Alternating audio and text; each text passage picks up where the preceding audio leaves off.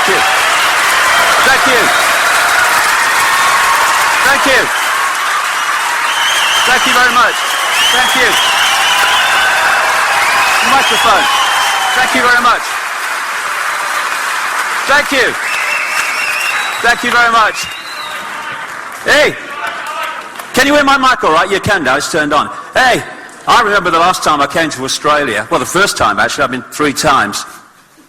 And I started off north of Brisbane in the back of this old banger of a car, went down through Brisbane, down to Newcastle and Sydney and Adelaide, sitting like this, mile after mile in the back of this sodding car, talking to next to no bugger.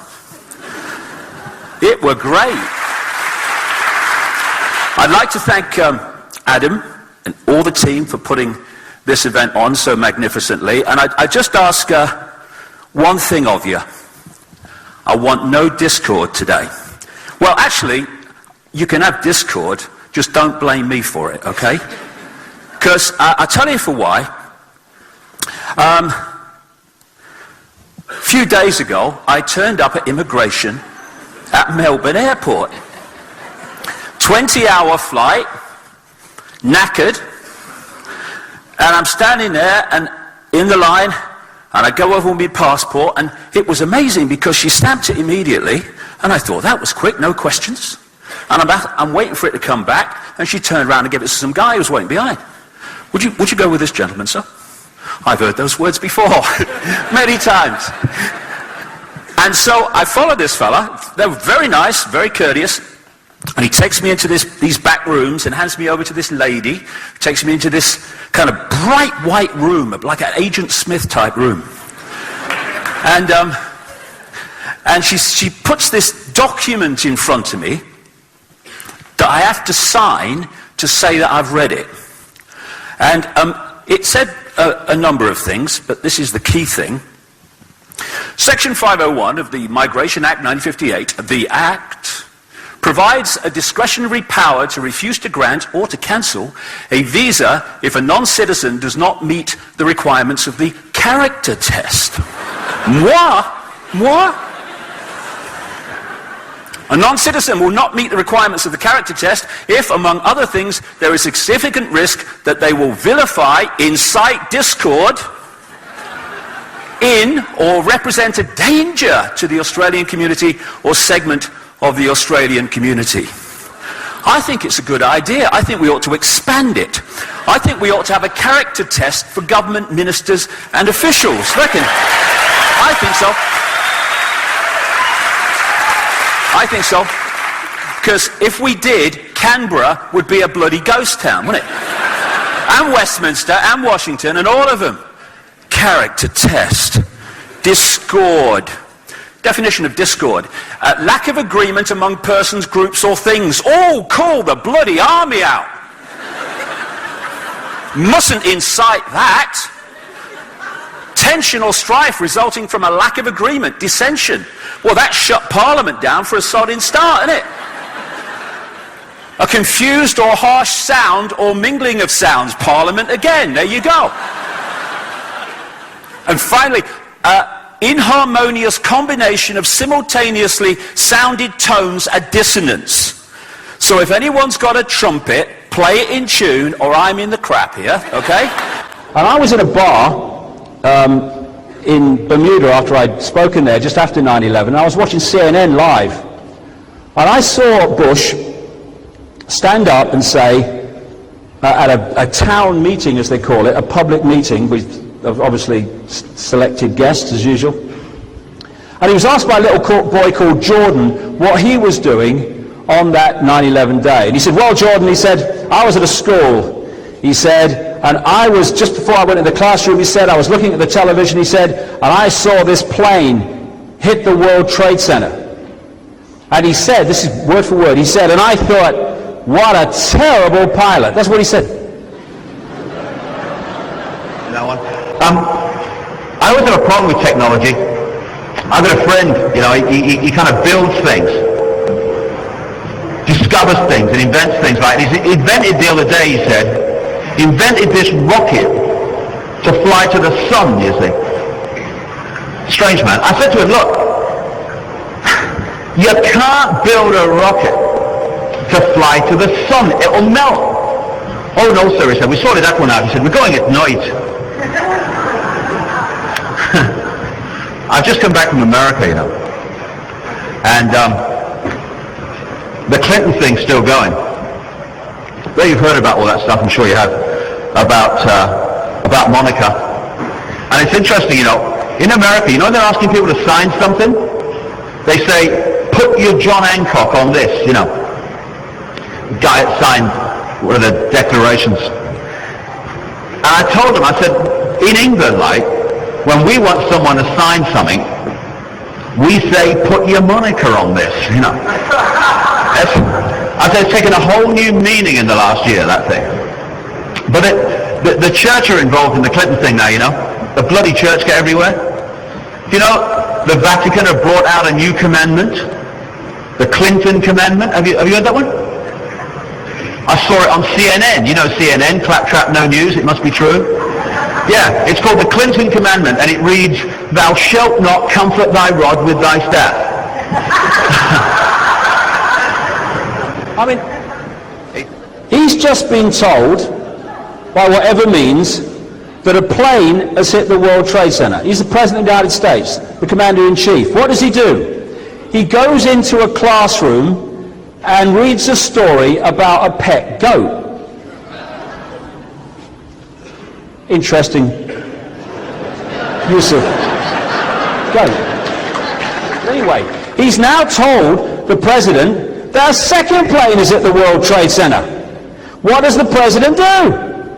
He continues to read a story about a pet goat. And now we know what was really said here. He came in and said, Mr. President, America's under attack. No planes at the World Trade Center. Okay, Andy. As soon as I know what's happened to this goat, I'll be right out. It's all a frickin' lie, the whole bloody thing. 6 air traffic controllers who dealt with 2 of the hijacked airliners on that day made a tape of their experiences and what happened and what they were dealing with. And the tape was destroyed by a supervisor without anyone making a transcript or even listening to it, the Department of Transport said today. It was destroyed by FAA Quality Assurance Manager, who crushed the cassette in his hand, cut the tape into little pieces, and then dropped them into different trash cans around the building. Do you reckon he didn't want us to hear it, or what? But, as you know, I am someone who is known to bow to authority and bow the head, so I'd like to say that I take the warning extremely seriously, okay? I take the document extremely seriously, and I've thought of nothing else. I shall watch every word I say today.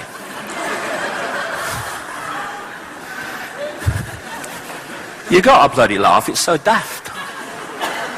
And I guess there will be someone in the audience who's come to monitor what I say, otherwise there's no point in signing the document. And I'd just like to welcome them, wherever they are.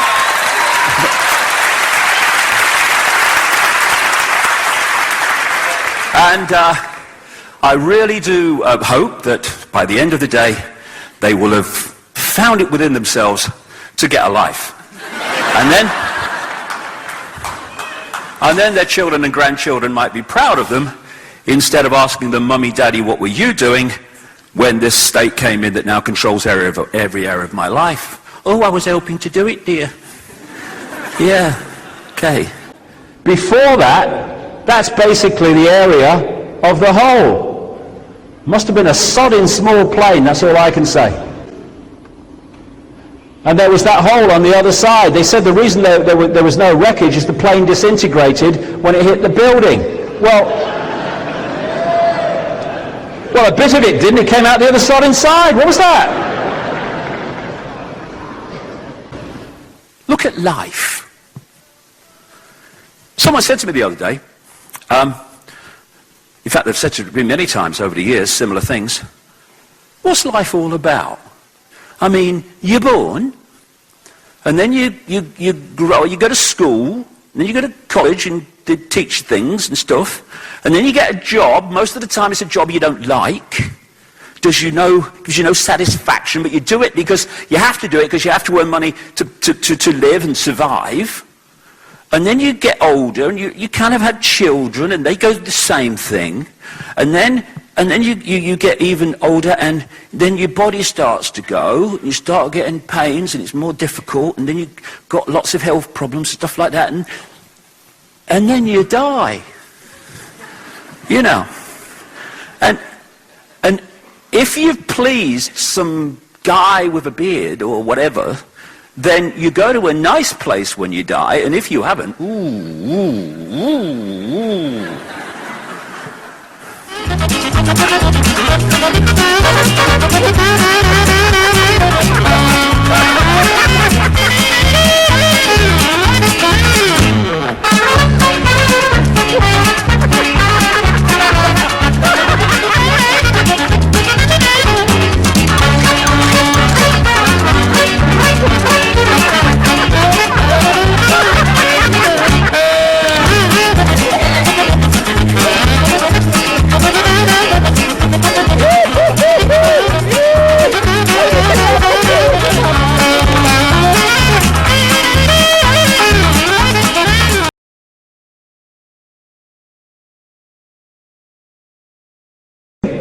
where the building fell and the plane was supposed to have hit, I mean, here's a thing. This is right on the end here.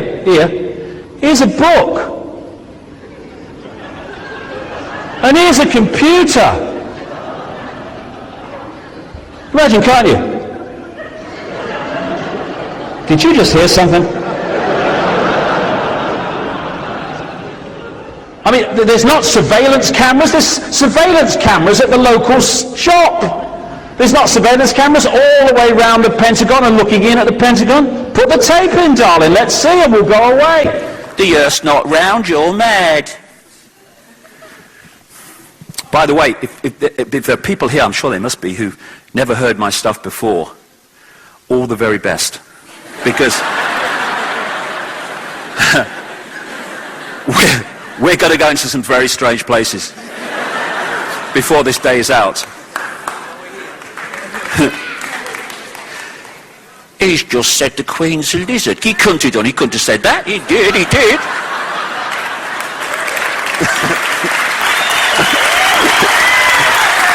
Anyway,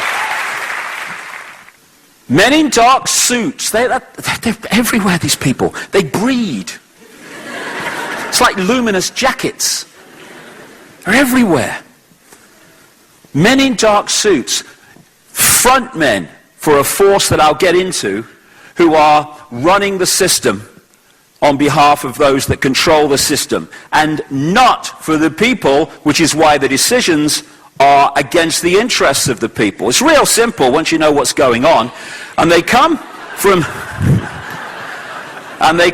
certain interbreeding bloodlines. You know, this guy is one of them. Shows what interbreeding too closely can do for you, really. Oh, Georgie. Boy, Georgie. And it just really is a confirmation of just how ludicrous this system's become and just how much control the people do not have lost. That a complete idiot can become president of the United States in the way that this man did. These people, 7 of these people at least, have been tracked down by the mainstream press. They're still alive. What do they do? Parachute? I mean, what's going on?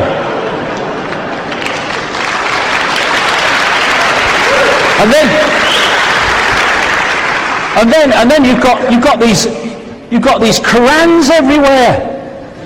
They left them in bars, in bloody hotel rooms and bloody cars. I mean, what were they? The Islamic equivalent of the Gideons? Who were these people?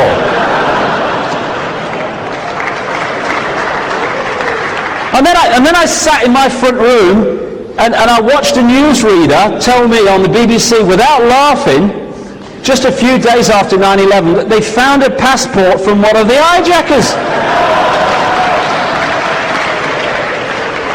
I mean, was it singed? I mean, what?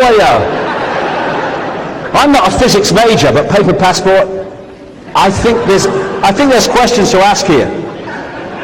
And then there was an ITV television documentary a year after 9/11, and they asked the same question, and the FBI said the hijacker's passport is a rumor that might be true. This is, like I say, we think the world is sane. Well, people in this room don't, but so many people do, when it is utterly insane. And what keeps people from understanding this? The constant hypnotic trance that we put in. You are feeling sleepy. Tick-tock, tick-tock. You don't want to know about pepper bombing cities? Watch this. Shut up. Quick, honey. She's going for the car. Whoa.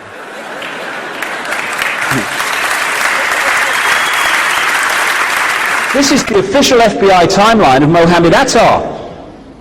They said that him and this guy, Abdulaziz Al-Amouri, who turned out not to be, actually, instead of being in Boston when they were going to hijack Flight 11 in the morning of September the 11th, they drove down to Portland, Maine the night before. I mean, you know, was it a better hotel? I mean, what's going on? So, and he said that they left their hotel on the morning of September the 11th at 5:33 to catch a plane at 6 o'clock, which is the only one that would have got them onto Flight 11. Did the alarm not go off? Did they oversleep? I mean, what are we talking about here? See him dashing around the hotel. Oh, I've rolled it up. See the time, knickers, pants everywhere. Oh. Collapsed, right? Fainted, passed out. I'm standing there, like this, in the room. Actually, I think it's like that, I'm standing there like that. And suddenly, gone. Next thing I know, I'm lying on the side, on the floor, coming around. And I'm thinking, what the hell happened there? And I stared a bit.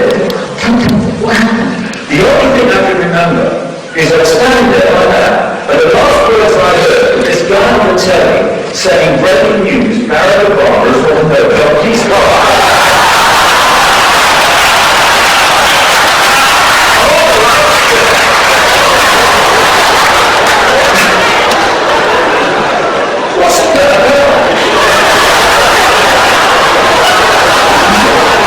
You brought Pakistan, you increased troop numbers in Afghanistan, you announced last week you're attacking what you think is a threat to America, and you get the Nobel Peace Prize. You couldn't make it up, except that, with Obama, it's always made up. That's how we have the image that he has. But don't look at that. Tick-tock, tick-tock. Look at this. Shut up. Hey, quick, honey, the Steelers are going to score. Cool, yeah. I've got nothing against that. I love sport. But if we are in a situation where that becomes the focus of our reality at the exclusion of everything else, then while we're looking here, hell is going on here to stitch us up in the way that we have been. Oh, shut up. What's on the telly, honey? This is Abdulaziz Al-Amouri, who's supposed to have been but wasn't the night before 9/11. He looks like he's going to kill himself the next day, doesn't he?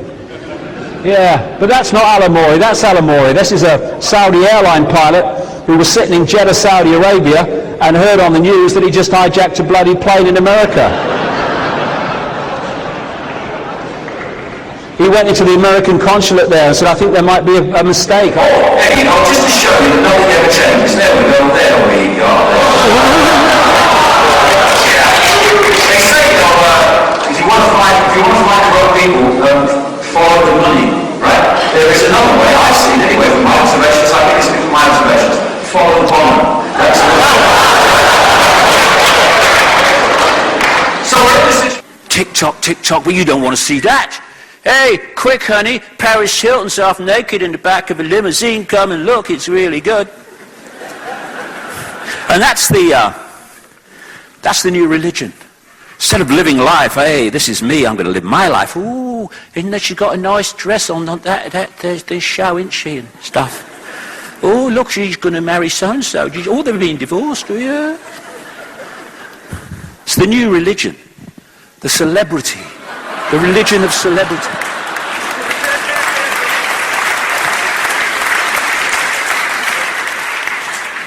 I'm just in the supermarket. Oh, yeah, I'm getting some beans. They're up there.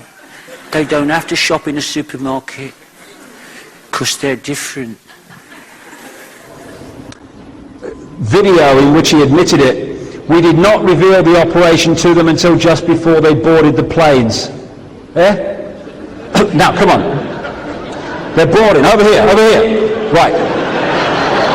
You know those big towers? And before he became Secretary of State, Donald Rumsfeld was on the board of a European engineering giant called ABB. And he was on the board when they sold nuclear technology to North Korea. And then he becomes Secretary of State and says, they're dangerous, North Korea, they've got nuclear technology. Yes, you sold it to them, you silly sod. We're seeing it on Friday by the day. The other choice is that we stop shaking in our shells or shaking in our boots. Stop keeping our heads down because we think it's easier that way. And we start to know thyself. We start to understand the full, extraordinary magnitude and genius that we really are.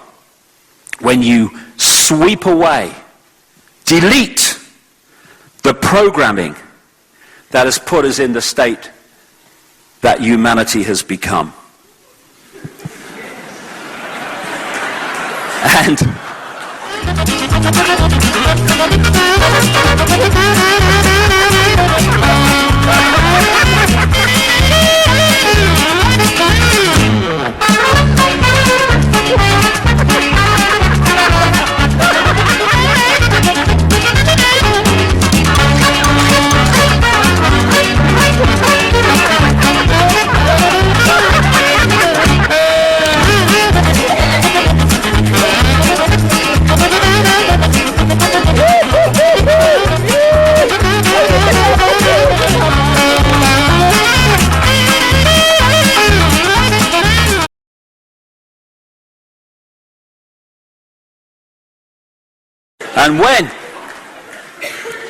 And when you reach that level, you stop taking this nonsense seriously. And when you stop doing that, it stops being intimidating to you. We're told, American word you hear so often, we're told you must comply. Compliance, that's what it is. The police state, you must comply. You must not incite discord, you must comply. Well, I have this thing, I call it the non-comply dance, you know. And that is when you start to beat to this different drum and you don't comply. You don't comply with your own enslavement. You don't comply with your own servitude. And we stop building and acquiescing to the building of our own prison. Comply! No. Do what we say? No. Your house is foreclosed. Leave. No. Hundreds of thousands of people in America, I was there for 2 months recently, hundreds of thousands of people every month are losing their homes. Now, hold on a second here. Let me just follow this round just a little bit. They're losing their homes because they've lost their jobs. They've lost their jobs because of what the banks have done. But now, because they've lost their jobs because of what the banks have done, they can't pay their mortgage to the banks, and so the banks come along and take their home when the banks have caused the problem in the first place. And hundreds of thousands of people in America are leaving their foreclosed homes every month. Why? Stay there. Refuse to leave. Then say to the system, okay, deal with that, darlings. Hundreds of thousands of people every month. You've got to come and take them out of there. Well, we can't be able to go. Of course you haven't.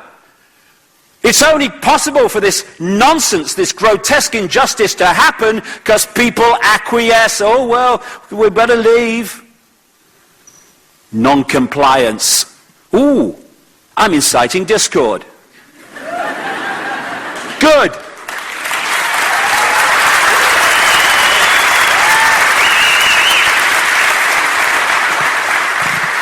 If we really look in the mirror and see the true reflection of ourselves, this system will collapse. And I love this one. It was in a place called Palestine, I think it was Palestine Square, something like that. There were the people there watching it come down. I don't think too many myself. On the front of the Evening Standard, there they are again. What? Where did they come from? And then what you do is, as someone pointed out, if you go through the crowd, you see the same guy over and over again. What they've done is they've taken a shot off the telly of a few, and they've just kind of made them smaller going back. You can trust the media. They wouldn't lie to you. They'd lie to everybody.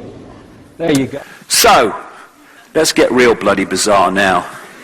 If you've never seen my stuff before, it's time to leave. They had facial experts look at all this footage of Saddam, and they found at least 7 or 8 different Saddams.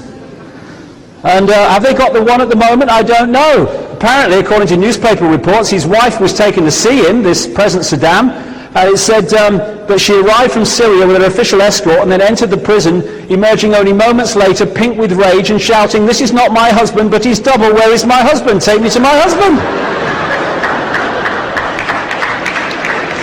American officials rushed forward to shield Mrs. Saddam from perplexed Russian observers, trying to insist that Saddam had changed quite a lot in custody and she probably didn't recognize him.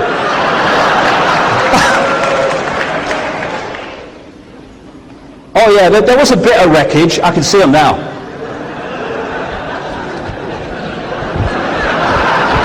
Yeah.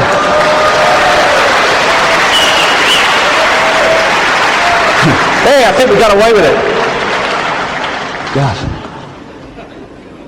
Now, what the plane was supposed to have done was smack onto the ground just before it hit the building. They got the lawn right quick, didn't they? Alan Titchmarsh must have been flown in. Genetically. And when I'm talking about love, I'm not talking about I love you, saw you down the disco, darling, not that. I'm talking about a level of love that you really have to experience because there's no words to describe it. And when I was in that ayahuasca state, the opening line of this female voice was, the only thing you really need to know is infinite love is the only truth, everything else is illusion. In other words,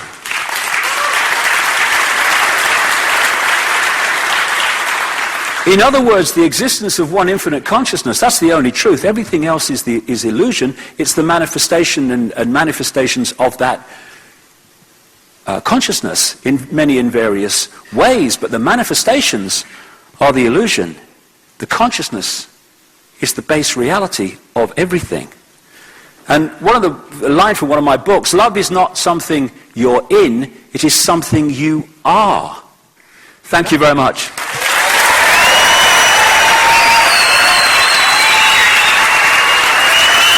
Thank you. Thank you very much. Thank you. Thank you. Thank you.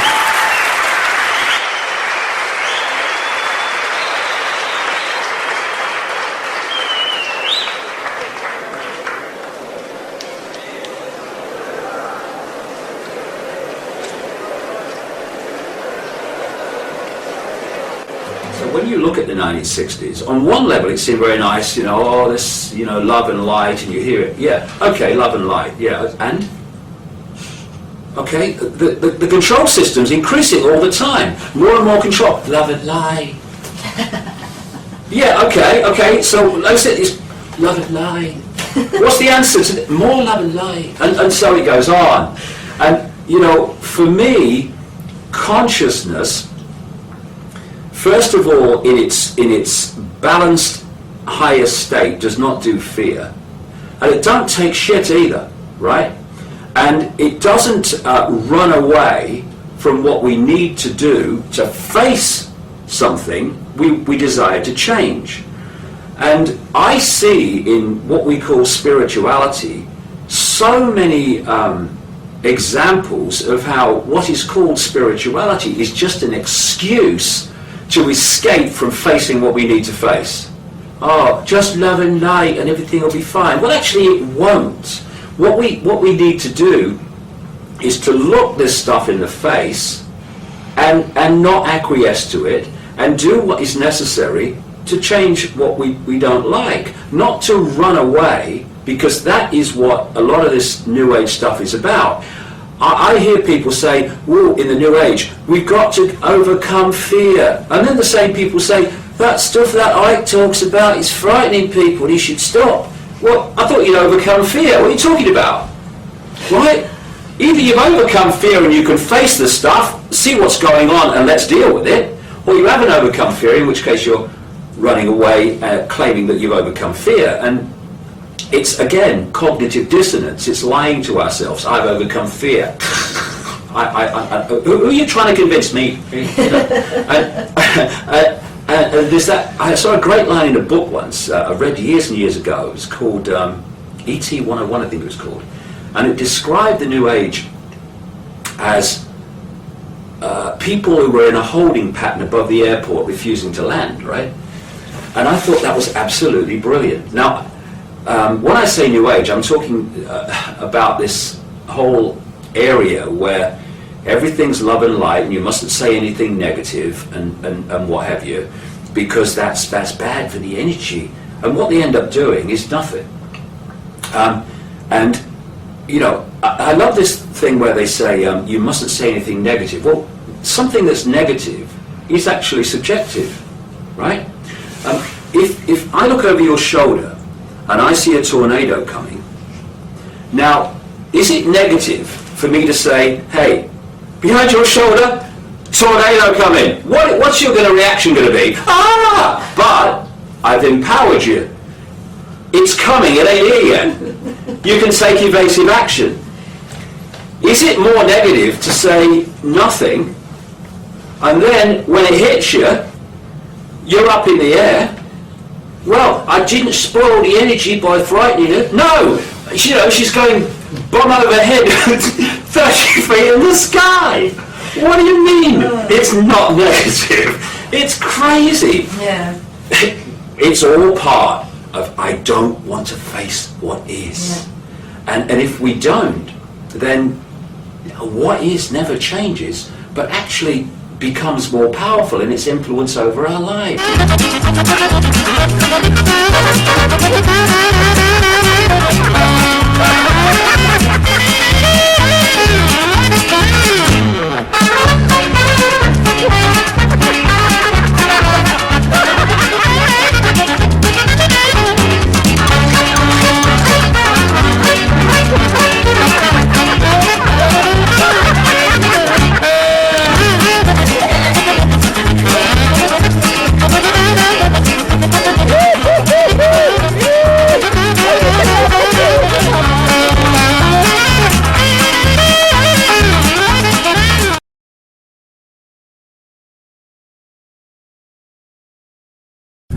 This is before they built a village and put a road through it.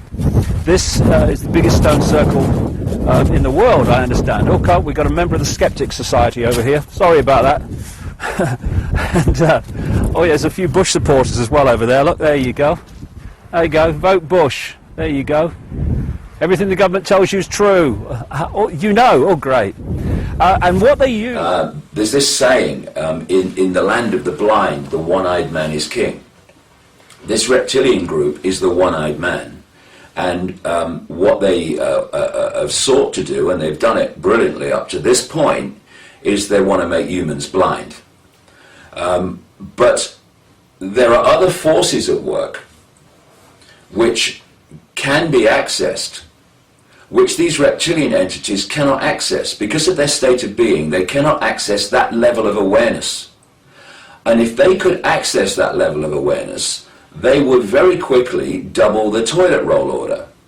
Because there are things happening that they are not aware of because they can't access that level of consciousness, that are in the process of bringing this down. The end of limitation and limitlessness, the more you stop thinking I can't and you realize I can and I am, and the control system is now weeping in its beer Because it cannot control that level of awareness of self and self-identity. And that's why when you look at the structure of the system, it's all structured to hold us out of that self-awareness. The education system does it, just indoctrinates a system of limitation, of identifying with the body, identifying with the name, identifying with the experiences who we are. The media is underpinning that 24/7, 24. Hey, watch our 24-hour channel, and for 24 hours we'll tell you who you're not, but what we want you to be. Go on, turn us on. Hey.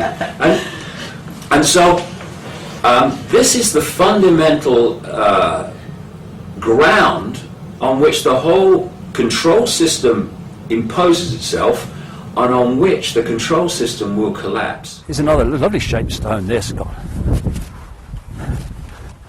Oh, hello. Vote for Hillary. I love sheep, me. Lovely, lovely animals. It's the human variety that give you a problem. I know, I agree. Yeah, when I took a psychoactive potion for the only time in my life, 2003, I had a fantastic experience. Not everyone does mind. People make their own choice. I'm not recommending it. I'm not recommending it. But this female voice talked to me as loud as mine is now for about 5 hours about the nature of reality, and it was hilarious. I mean, my legs were in the air a couple of times. It was just painful. It was so funny because it was just laying out what a bloody illusion we live in and how funny it is that we take it seriously. One journalist who writes for a British national newspaper and has done some really good stuff on the fact that climate change and so-called human-caused global warming is a nonsense, and it's a complete, construct by the system to get us to change society in a certain way because of a problem, climate change, that is not actually being caused by human activity at all. But when it came to covering this Holly Gregg story about establishment pedophiles, his reaction was, it's too hot to handle. No, it's not. It's not too hot to handle. It's just you're too lily-livered to handle it. That's the difference. And no story is too hot to handle. Exactly. We need some men with backbone and spine out there.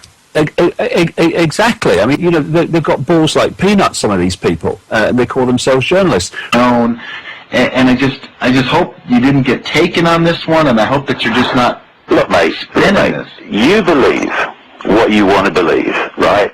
End of story. Other people listening to this program will have another take on what to believe, and they should be respected on that. I'm putting out information. People make of it what they will. If you want to believe I'm making it up, then please feel free. I don't give a damn, frankly, because how people receive my information is none of my business. So, where do you want to go with this? Well, I almost wonder if you've done damage to the oh, here we go. Well, you see, there are certain things that other researchers put out, which other people in society who come from a different belief system say, oh, that's ridiculous. How can he say that? That's far too extreme. And they could be accused of the same thing. Well, I think you've done damage to the cause. I tell you what does damage to the cause. It's holding back on what you believe to be right, because A, you fear what other people think of what you'll say, and also those that will not go into certain places because their preconceived belief will be under threat if they go into those areas of information. Therefore, they simply don't go there to protect the belief system. We can all say that different people in different areas of this whole conspiracy research movement are doing damage to the cause. No one's doing damage to the cause if they're putting out what they believe to be right and the information that goes with it. We need to start being much more comfortable within this conspiracy research movement with other people having another spin on what's going on, and we need to start uniting on what we agree on, instead of becoming disunited by condemning people who have a different spin than us on other things. You know, I can buy, the Illuminati are a bunch of Satanists, that they, at certain levels, rape and murder little children. They get some sort of joy out of this. They do these weird human sacrifice rituals. They do the blood drinking. I can understand all that. But this whole thing about them being shape-shifting reptilians, there's no photographs, there's no nothing. You have a couple eyewitnesses of people. I've been around people who've been on LSD before, and they've seen people turn into clowns. Lucifer. Say that again? Show me a photograph of Lucifer. That's pretty slick, man. But we can deductively... It's a question that comes out of what you're saying. Show me a picture of Lucifer. Hey, he's talking about Lucifer. He's got no pictures. I mean, you can take this man seriously. So, this is just daft. But then again, you got the right to be daft, mate. Okay. Hey. And, it's like in the days of Gandhi, his philosophy was non-violent, non-cooperation with the system. See, the system only works because we cooperate with it. We, every day, put the bricks and the mortar together for our own prison. If we would not touch the aspartame-ridden soft drinks, if we wouldn't buy them for our children, if we wouldn't drink them ourselves, if we refused to touch genetically modified food, if we refused to support and take part in wars of conquest, which are not about setting anyone free, but by further imprisoning them, then there would be no wars of conquest. George Bush and Tony Blair are not in Iraq fighting in the streets of Baghdad. They're in their offices, swigging whiskey or whatever. I have this, a solution to wars, certainly modern wars. We have a law that anyone that declares war has to fight in the front line from day one. End of wars. George Bush had been in the front line in Iraq when the first bullet was fired. He would have been under a bed in Houston when the second one went off. And that's why our kids and grandkids are not going to live in a fascist global state, although for a few years it is going to look like that, because we're at the cusp, and the control system is going to be kicking and spitting and trying to impose itself for the next few years. But sorry guys, have a cup of tea, forget it, open your bloody minds, stop trying to control, because nothing to worry about, because you're infinite consciousness anyway, and just get on the airbed and flow with a bloody new energy. Stop fighting. Don't be silly, I don't.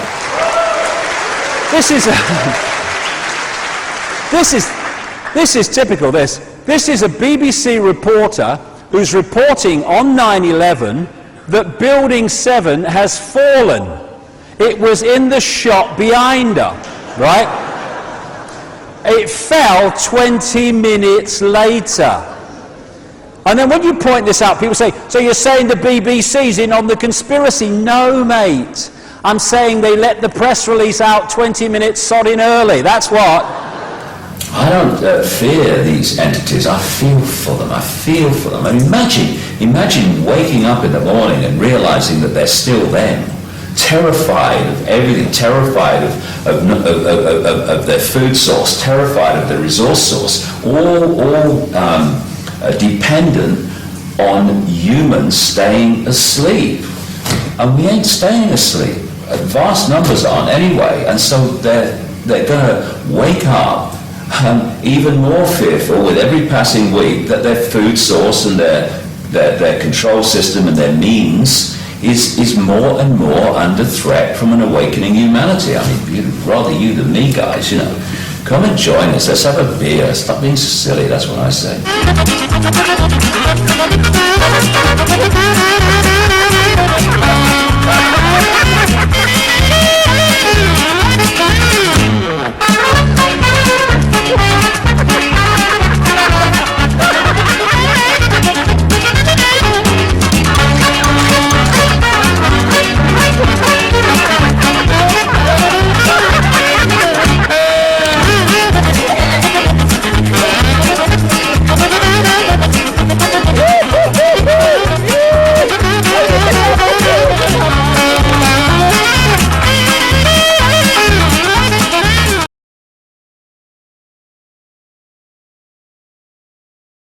It's rules. the rule book mind, where people have given up any connection to consciousness, and they've got the rule book and they've just inserted it into a slot, and that then filters all their sense of reality.